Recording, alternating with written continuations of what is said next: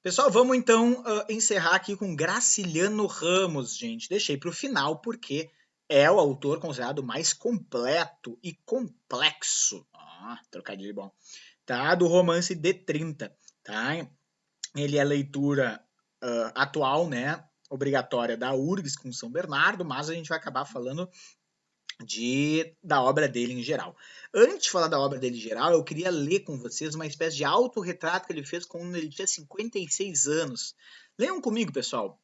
Nasceu em 1892 em Quebrango do Alagoas. Casado 2 vezes, tem 7 filhos. Prefere não andar. Não gosta de vizinhos. Detesta rádio, telefone e campainhas. Tem horror às pessoas que falam alto. Não gosta de frutas nem de doces. Indiferente à música. Sua leitura predileta, a Bíblia. Escreveu Caetés com 34 anos de idade. Não dá preferência a nenhum de seus livros publicados. Gosta de beber aguardente. É ateu, indiferente à academia. Odeia a burguesia. Adora crianças. Romancistas brasileiros que mais lhe agradam: Manuel Antônio de Almeida, autor de Serena de Milícias, Machado de Assis, Jorge Amado, Gelins do Rego e Raquel de Queiroz. Gosta de palavrões escritos e falados. Deseja a morte do capitalismo. Escreveu seus livros pela manhã. Fuma cigarro Selma 3 maços por dia.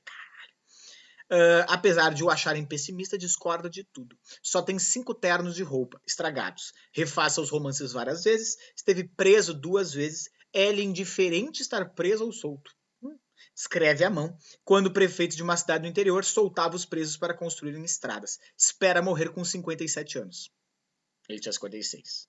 Então a gente viu um cara bem esquisitão, né? Um cara que seco, frio nas suas respostas, né? Ateu, mas que gosta de ler a Bíblia, odeia a burguesia, então, né, a gente vê aí traços fortes de um comunista, né? Como ele era, de fato. Não fazia questão de estar preso ou solto, né? Porque a grande onda dele era escrever, tanto que ele odiava rádio, música, né? Não era muito chegado à música e tal. Enfim, um cara tem um estilo bem próprio, né? Bem frio, bem seco, bem irônico, né? O seu estilo, certo? Eu botei aqui algumas características da obra de forma geral dele, tá, gente? Diferente de outros autores, ele não mostra nenhuma nostalgia ou saudade do passado. Tá? Ele não tem nenhum traço, né, sentimental ao descrever esse mundo, né, dos engenhos que está entrando em decadência. Que nem é o caso dos José Lins do Rego, né? Os Jardins do Rego, com o passar, né, da sua obra ali, Menino de Engenho e tal, a gente vai percebendo um certo estilo meio assim, melancólico, né, com o fim das bagaceiras, com o fim dos engenhos, né, uma coisa meio Gilberto Freire, assim, de Casa Grande e Senzala. O Graciano Ramos não, né, ele não tem nenhuma dose de pieguice, né, de sentimentalismo ao retratar a chegada da modernização do campo, né. Outra coisa, diferente de vários contemporâneos seu, ele tinha uma preferência pela primeira pessoa, tá? Então, por exemplo, a Raquel de Queiroz no 15 é em terceira, quase todos os livros do Jorge Amado são em terceira, né? Embora os primeiros livros da Lins do Rego sejam em primeira, né? A sua grande obra, Fogo Morto, é em terceira, a obra do Érico Veríssimo, quase toda ela em terceira, mas o Graciliano Ramos preferia a primeira, né? Na verdade, o Graciliano Ramos só tem um livro em terceira. Já vou dar uma dica aí para tu escrever, né? Que é Vidas Secas, tá? Que é um dos mais famosos dele. Aí tu vai me perguntar, por que que esse só Vidas Secas é em terceira? Porque Vidas Secas, os personagens não sabem nem falar direito. Né? Uma das grandes tônicas de Vidas Secas é a incapacidade de comunicação dos personagens. Né? Imagina escrever um livro, seria ridículo. Já é meio ridículo, com todo respeito ao Graciano Ramos, já é meio ridículo o Paulo Honório ser autor daquele livro. Né? O Paulo Honório que é um grosso que aprendeu a ler na cadeia a partir de uma Bíblia, né? Escrever São Bernardo já é meio ridículo. Né? Então fica mais ridículo ainda, né? O Fabiano ser autor de Vidas Secas, ele que não consegue nem falar com seus filhos direito. Tá? Então, vários livros têm uma estrutura meio memorialística. Né? A linguagem do Graciliano Ramos é muito seca, muito árida, né? Muito, né, bruta, né? Despojada, né? Não tem muito espaço para descrições exageradas, pausas líricas, que nem o Jorge Amado. Né? Então, ele corta tudo, né? Ele só deixa o essencial, digamos assim, né? Tão seca quanto a própria seca do seu tema, né? De Vidas Secas, né? As temáticas principais eu botei aí a modernização, né? No caso São Bernardo e a seca, no caso de Vidas Secas, mas eu queria dizer que muitos consideram dos primeiros romances psicológicos Angústia, né? Então vale a pena também conhecer a angústia. E aí, o que eu falei aí de dialética do social com o psicológico, né? Na obra do Graciliano Ramos, a gente não consegue delimitar muito bem fronteiras entre aquilo que é o universo extrínseco e o universo intrínseco, né? Então não há cenas puramente de análise psicológica, não há cenas puramente de descrição do ambiente, né? Tudo está misturado, o personagem só pensa assim por causa do ambiente social que ele vive, e o ambiente social só é dessa forma por causa do pensamento que os personagens compõem, né? Então é uma frase até marxista, né? O homem faz a história assim como a história faz o homem, né? É uma dialética entre o indivíduo e o coletivo, né? Não há sobreposição de um sobre o outro, né? O pensamento de cada indivíduo é moldado pelo ambiente cultural que ele vive e o ambiente cultural é moldado pelo pensamento dos indivíduos. É uma dialética, né? Forças antagônicas agindo, né, o tempo inteiro, né? É impossível de separar indivíduo de contexto, né? Certo? Vamos falar sobre as principais obras dele, pessoal. Primeiro eu fiz um slide aí, que acabei não botando São Bernardo, né? Fazendo um pequeno resuminho sobre as principais obras dele, né? O Caetés, que é o livro de estreia dele, que é um livro metalinguístico, né? De técnica de escrita sobre a própria escrita, né? Infância, que é um livro de um certo teor biográfico, né? Da violência, né? Infantil ali no campo, do mundo do campo e tal. Angústia, né, um romance psicológico, onde o Luiz Silva revela seu drama após matar o novo amante de sua ex-noiva, Marina. Ele está escrevendo toda essa história angustiado, não sabendo se a polícia vai aparecer na sua casa. Memórias do Cárcere, um livro autobiográfico, tá? Isso já caiu em vestibular, se o Graciliano Ramos tinha ou não livro autobiográfico. Um livro autobiográfico sobre a sua prisão em 1936, acusado de participação na intentora comunista pelo Getúlio Vargas. E Vidas Secas, né? O único livro em terceira pessoa sobre o drama dos retirantes nordestinos, seus obstáculos sociais e a dificuldade de linguagem e comunicação. Nós vamos falar sobre Vidas Secas um pouquinho mais daqui a pouco, tá? Bom, sobre São Bernardo, pessoal, um livro de 34, narrado em primeira pessoa pelo Paulo Honório, numa estrutura de memórias, né? Muito parecida até com Dom Casmurro, há relações bem profundas, né? Desse livro com Dom Casmurro. Certo? Que se passa em Viçosa, no interior de Alagoas, na década de 20 para a virada de 30. A gente vai assistir a Revolução de 30 do Vargas, certo? O Paulo Honório está numa solidão profunda, né, extrema ali, ele decide escrever seu livro. E aí ele vai contando a sua infância, né, que ele não teve pai nem mãe. A única coisa que ele lembra, ele trabalhou vendendo doces para Madalena, uma negra que hoje tem 100 anos, mora na fazenda dele, né? Também ajudou um cego que batia nele e tal. E aos 18 anos de idade ele acabou sendo preso depois de esfaquear um cara que ficou com a sua namorada, né? Ele ficou 4 anos dentro da cadeia, onde ele aprendeu a ler e escrever, e ao sair da cadeia ele sai com um desejo de enriquecer, né? A qualquer custo e tal. E ele começa a fazer trabalhos, né? Cobrando dívidas no sertão, quase morre várias vezes por isso.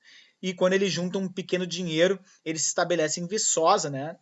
E com o desejo de obter as fazendas de São Bernardo, fazendas para a qual ele trabalhou na sua infância. Só que o dono antigo morreu e agora está nas mãos de um pobre coitado aí que não tem nenhum conhecimento de fazenda, né? Que é o Luiz Padilha.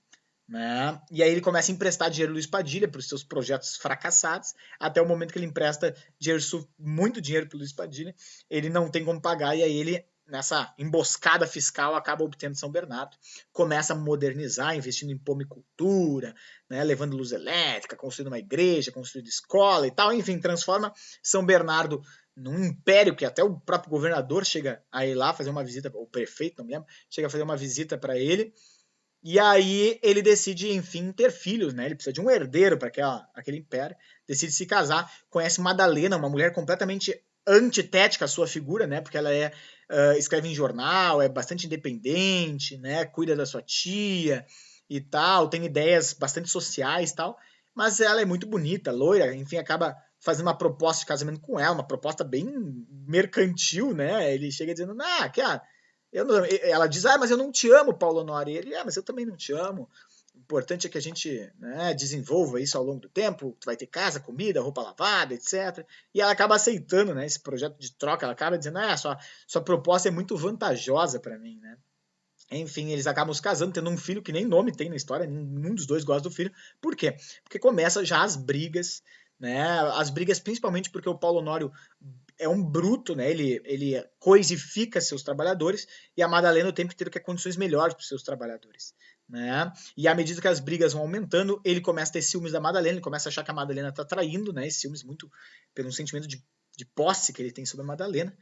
E aí as brigas vão aumentando tanto por causa desses ciúmes que um dia ele quase agride ela, xinga ela e ela acaba se suicidando, né? Deixando uma carta para ele. Aí vocês vão ver que ele teve um momento de crescimento, vejam que faz um gráfico, né? Teve um momento de crescimento da sua vida, né? Cujo cume, né, é o casamento e o filho, né?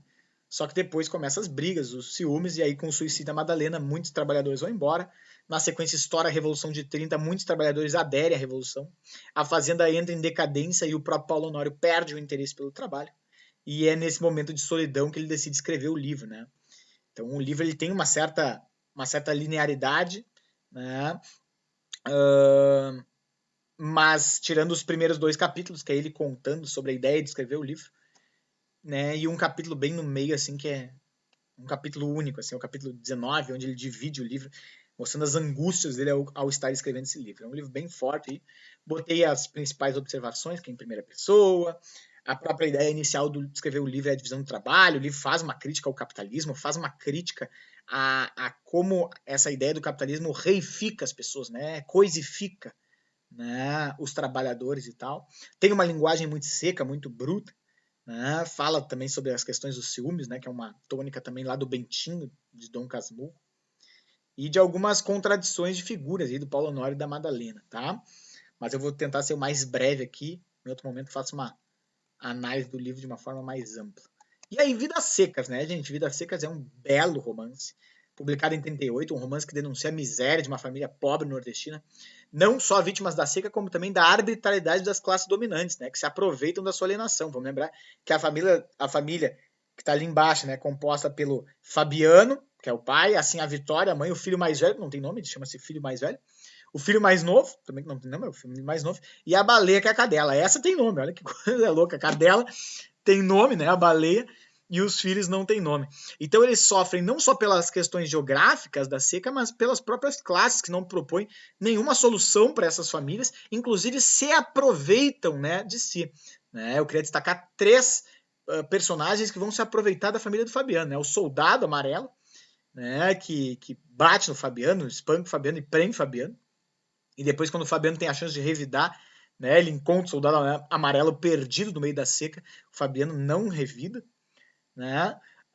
O cobrador de impostos, né, que o Fabiano vai até a cidade vender seu porquinho, o cobrador diz, não, para tu vender uma coisa aqui, tu tem que pagar imposto, não sei o que, pega uma fortuna do Fabiano. Né?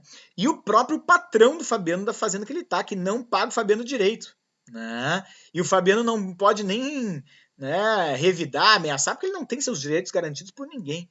Né? E é capaz do patrão, não gostou, então vai embora. Né? Então todo mundo se aproveita. Não é um livro como as pessoas pensam, né, que trata só sobre a seca, as dificuldades da seca. É verdade, tem a seca, embora no livro a gente não vai ver muita seca, né? Porque a seca acaba no primeiro capítulo e ela volta no último capítulo, né? Por isso que o primeiro capítulo chama-se A Mudança, né? Quando eles se mudam pelo fim da seca, estabelecem na fazenda. E o último capítulo chama-se A Fuga, que é volta a seca, eles vão se mandar para ir embora, né? Mas o livro não é só sobre a seca, o livro só trata sobre vários problemas sociais e problemas linguísticos também. Esse é um dos grandes teores do livro. A incapacidade comunicativa desses personagens que não conseguem falar, né? As palavras assustam eles. É muito interessante isso. Por isso que o livro é em terceira pessoa. Né? Muita gente diz que o livro é um romance desmontável, né? Porque tirando o primeiro e o último capítulo, ele não tem uma lógica muito certa, né? A gente pode ler cada capítulo como uma espécie de fragmento.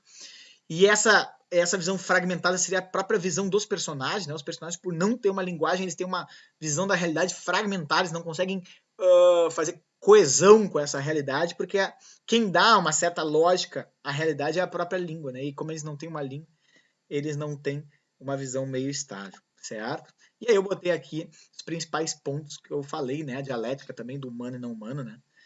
Os personagens parecem que são rebaixados ao nível animal, e o animal é aumentado ao nível humano, tá? Então é um livro muito interessante, vale muito a pena ler, falaria muito mais se eu tivesse mais tempo, mas vai acabar aqui.